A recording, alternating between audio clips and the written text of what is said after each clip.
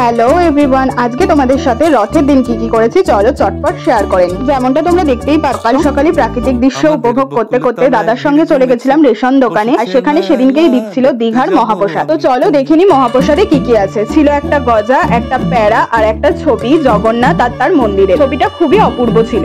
আর রথের দিনে দুপুরবেলা বলে কথা, লাঞ্চে ছিল গরম গরম খিচুড়ি, তার সাথে আলু ভাজা, কুমড়ো ভাজা, মাছ ভাজা আর ঘ্যাট। তারপর বিকেল হতে না হতেই ছোট ছোট বাচ্চারা মিলে ছোট একটা রথ নিয়ে আসা। দেখো রথটা পুরো পিঙ্কি পিঙ্কি, খুব মিষ্টি ছিল। আর আমরাও ছোটবেলায় প্রচুর রথ টানতাম। এখন তো তাও কম বাচ্চারা বেরোয়, আমরা তো দল বল মিলে পুরো বেরোতাম। আমার কাছে তো পুরো নস্টালজিক মনে হচ্ছিল। তারপর চলে এসেছিল আমাদের পাড়ার সব থেকে বড় রথ, এটাকেও টেনে নিলাম। করেছিল গোপাল, মাঝখানে জগন্নাথ আর নিচে প্রসাদ ছিল। তারপর আর কি সেজে গুজে রেডি হয়ে চলে গেলাম আমাদের ওখানকার রথের মেলাতে। আর সব থেকে মজার ব্যাপার কি জানো, আমাদের এই রথের মেলা সত্যি সত্যি বকুলতলাতেই বসে। তারপর আর কি আমরা খেয়ে নিলাম ফুচকা আর ঘুগনি। তারপর একটু মেলা ঘুরে দেখলাম, নানা রকমের সব রাইডস, নানা রকমের দোকান সব ঘুরে দেখার পর বাড়ি আসার আগে খেয়ে নিলাম গরম গরম চিকেন স্টিম মোমো আর ফ্রাইড মোমো, আর লাস্টে পাপড় ভাজা খেতে খেতে চলে আসলাম বাড়ি।